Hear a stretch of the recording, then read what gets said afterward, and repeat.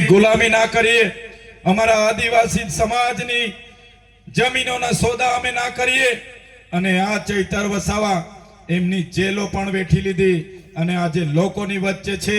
આજે આખા ગુજરાતના લોકો ચૈતર વસાવા સાથે છે ત્યારે આ ભાજપ ડરી ગઈ છે। એમને ખબર પડી ગઈ છે કે આ ચૈતર વસાવાને પાડી દો।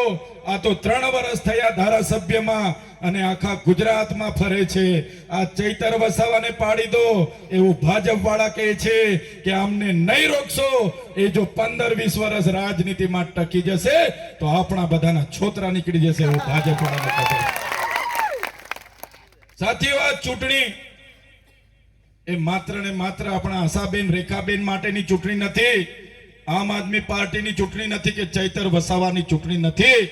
આ ચૂંટણી એક બાજુ તાનાશાહી ભારતીય જનતા પાર્ટીની સરકાર એમના પોલીસ અધિકારીઓનો ઉપયોગ કરીને જનતાને કંટ્રોલ કરવા માટે, જનતાની સ્વતંત્રતા છીનવા માટે, જનતાને બંધારણીય અધિકારો મળેલા છે છીનવાનો પ્રયાસ કરે છે। નાની નાની બાબતોમાં પણ અમારા નેતાઓને, અમારા કાર્યકરોને, અમારા આગેવાનોને હેરાન કરવાનો પ્રયાસ થાય છે।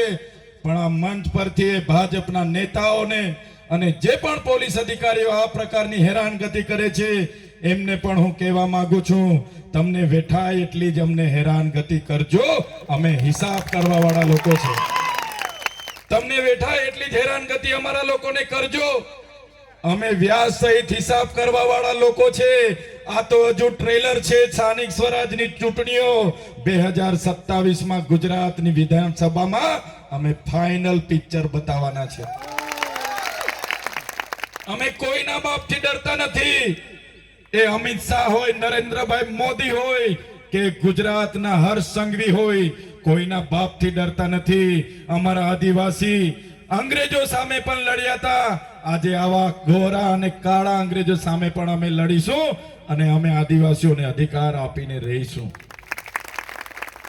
સાથીઓ, 30 વર્ષનું શાસન અને એમાં પણ નિષ્ફળ ગયેલા લોકો તમારી વચ્ચે આવીને તમને ગુમરાહ કરવાના પ્રયાસ કરે છે। હવે તમે વિચાર કરો, જે મનરેગાની યોજના થકી આપણા ગામમાં આપણને 100 દિવસની રોજગારી મળતી હતી, ગામના લોકો ગામમાં રોજગારી મેળવતા હતા। આજ પંચમહાલ જિલ્લાના ભારતીય જનતા પાર્ટીના પ્રમુખ અને આજ બચુભાઈ ખાબડ દ્વારા કરોડો રૂપિયાના કૌભાંડો કરવામાં આવ્યા। પોતાની એજન્સીઓ પર કરોડો રૂપિયા ગરીબ આદિવાસીઓની રોજગારીના છેડવી લેવામાં આવ્યા, કરોડોનું કૌભાંડ કર્યું। આજે તમે વિચાર કરો, ગરીબોની મનરેગા છીનવાઈ ગઈ છે ત્યારે તમને હું વિનંતી કરવા માટે આવ્યો છું, ભલે આ લોકોએ મનરેગાનું નામ બદલ્યું છે, આપણી રોજગારી છીનવવાના પ્રયાસ કર્યા છે, કૌભાંડને દબાવવાના પ્રયાસ કર્યા છે, પણ આ ચૂંટણીમાં ઝાડુનું બટન દબાવજો અને એમનો બદલો તમારે લેવાનો છે કહેવા માટે આવ્યા છે। જે પ્રકારે જયરામભાઈ સાથે અહીંયા અન્યાય થાય છે, અમારા પ્રવીણભાઈ સાથે અમને દબાવવાની, ડરાવવાની અને ધમકાવવાની વાત થાય છે, મારી સાથે પણ જેલ ખેલવાનો પ્રયાસ થાય છે, ત્યારે મારા વડીલોને, મારી માતાઓને વિનંતી કરવા માટે આવ્યા છે। અમે કોઈ અમારી વ્યક્તિગત લડાઈ નથી લડતા, અમે કોઈની સાથે જમીનના ઝઘડા નથી, અમારે કોઈ પીઆઈ, ડીવાયએસપી કે કલેક્ટર સાથે જાતિ દુશ્મની નથી, પણ તમારા માટે બોલીએ છીએ, તમારા માટે લડીએ છીએ, તમારી રજૂઆત કરીએ છીએ અને અમને જેલો વેઠવાનું આવ્યું છે। ત્યારે જેટલી પણ હેરાનગતિ ડોક્ટર જયરામભાઈ સાથે હોય, પ્રવીણભાઈ સાથે હોય કે ચૈતર વસાવા સાથે થઈ રહી છે, એનો બદલો લેવા માટે આ વખતે ઝાડુનું બટન દબાવવું પડશે। ઝાડુનું બટન દબાવીને બદલો લેવો પડશે। ઉપર બેઠેલા ભારતીય જનતા પાર્ટીના આકાઓ પોલીસ અધિકારીઓને પણ ગેરમાર્ગે દોરે છે, એમને પણ દબાવે છે, ડરાવે છે, એમને કહે છે તમારે આ કરવું પડશે અને પોલીસ અધિકારીઓ પણ મજબૂરને કરવા પડે છે। ત્યારે આ ભારતીય જનતા પાર્ટીને ઉખાડવા નાખવા માટેનો સમય આવી ગયો છે। હાવેણો આપણી નિશાન છે, ઝાડુ આપણું નિશાન છે। અહીંયા ઉપસ્થિત તમામ આગેવાનોને મારે વિનંતી છે, 5 દિવસનો સમય છે। આપણા તાલુકાના તમામ જિલ્લા પંચાયતની બેઠકો પર તમારે જવાનું છે। તમામે તમામ તાલુકા પંચાયતની બેઠકો પર તમારે જવાનું છે અને માતા બહેનો વડીલો તમામ યુવાનોને અપીલ કરવાની છે કે આ વખતે પરિવર્તન લાવવું એ જ માત્ર આપણો ઉપાય છે અને પરિવર્તન લાવવું પડશે.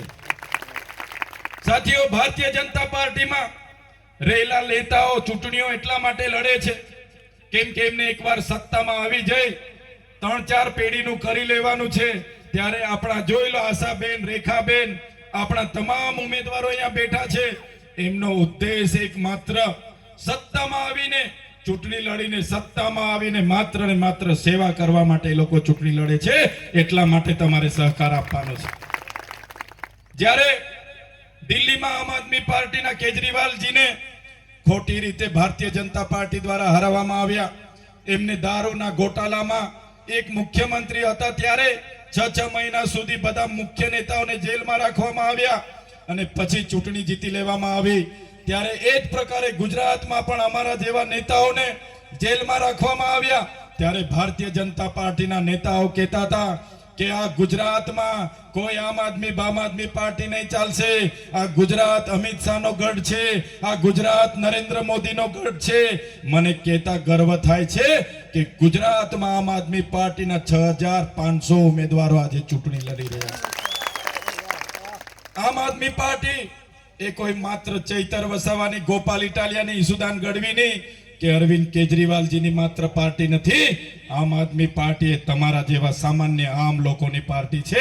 એટલા માટે આપણા ઉમેદવારોને તમારે જીતાડી લાવવાના છે. ભારતીય જનતા પાર્ટીમાં ધારાસભ્યનો દીકરો જિલ્લા પંચાયત લડે, સાંસદનો દીકરો તાલુકા પંચાયત, જિલ્લા પંચાયત લડીને જીતે, પ્રમુખ બને. આમ આદમી પાર્ટીમાં તમારામાંથી આવેલા લોકોને અમે ટિકિટો આપીએ છીએ, તમારામાંથી આવેલા લોકોને ચૂંટણી લડાવીએ છીએ. જે લોકો આપણા અધિકારોની વાત કરે, આદિવાસીની અસ્મિતાની વાત કરે, પ્રકૃતિ સંસ્કૃતિ બચાવવાની વાત કરે, જળ જંગલ જમીન બચાવવાની વાત કરે, એવા લોકોને અમે ટિકિટ આપી છે. એટલા માટે તમને આહવાન કરું છું, આ સમય એ ભારતીય જનતા પાર્ટીને જડબાતોડ જવાબ આપવાનો છે અને ઝાડુના બટન પર તમે મત દબાવજો. આજુબાજુ વિસ્તારમાં તમે ફરજો. 5 દિવસ તમારે રજા પાડીને પણ આપણા આમ આદમી પાર્ટીના ઉમેદવારને જીતાડવાનું કામ તમારે કરવાનું છે.